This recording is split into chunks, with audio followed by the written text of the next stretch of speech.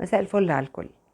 الكلمة دي بوجهها لكابتن نادي الزمالك ورمز من رموز الزمالك اللي الصغير قبل الكبير بيهتف باسمه وبيحبه. كابتن شيكابالا، حضرتك في حالة جدل بسبب آه كلام أنا يعني كنت أتوقع من حضرتك إنك تطلع على الأقل تكذبه على فيسبوك أو تويتر. حضرتك كابتن، يمكن جماهير الزمالك كانت زعلانه في فتره منك ايام ما كانت في لجان وكده، وان حضرتك اخدت اللعيبه بصفتك الكابتن بتاعهم ولبيت دعوه من شخص هو كل همه الشاغل انه يحجز على نادي الزمالك ويرفع قضايا على نادي الزمالك لمشاكل شخصيه، ما بيفكرش في الكيان. وتناسينا ونسينا، والمجلس رجع تاني وحضرتك رجعت تاني لتوهجك ولعبك وأدائك وكلنا في ظهرك. ما ينفعش خالص حضرتك كرمز من رموز الزمالك وكابتن الفرقة حضرتك تقول تصريح أنا عندي كلام كتير قوي بس مش هقوله غير بعد البطولة العربية. حضرتك لما تبقى كابتن الفرقة يعني حضرتك أوضة اللبس دي ملكك، حضرتك اللي تهدي اللعيبة.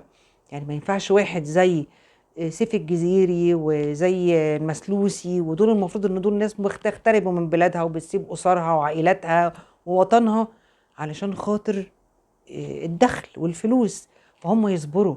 حضرتك اللي كنت تقول احنا داعمين، احنا حضرتك لاعب الكوره ملوش دعوه باي مجلس اداره، لاعب الكوره بيلعب لجماهيره بيلعب لفرقته للفانيلا. حضرتك حاله الجدال دي وخليت المختلف واللي حاقد على المجلس واللي له توجهات اصطاد الجمل واصطاد المشكله وابتدى يتكلم فيها. حضرتك كان لازم حتى الصحفيين، واحب اقول لحضرتك ان مفيش حد دافع عنك قدنا. الناس دي كانت لحد فتره قريب في الدوري، هو ليه شيكابالا نزل؟ آن الأوان من صحفيين على اعتزال شيكابالا الآن. ما خدت التيشيرت من رونالدو، مش هذه هي النهاية التي تليق بكابتن شيكابالا.